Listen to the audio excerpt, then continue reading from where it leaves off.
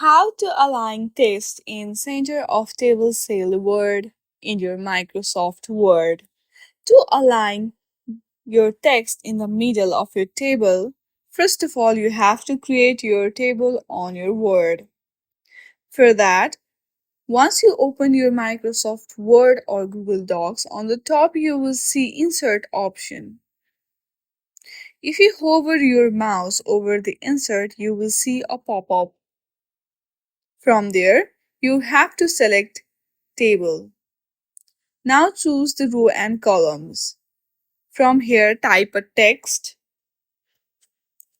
Then on the top, you will see Align and Incident option. Before that, do not forget to select the text. Once you go and click on the Align and Incident option, from there select the middle one. Then there you go.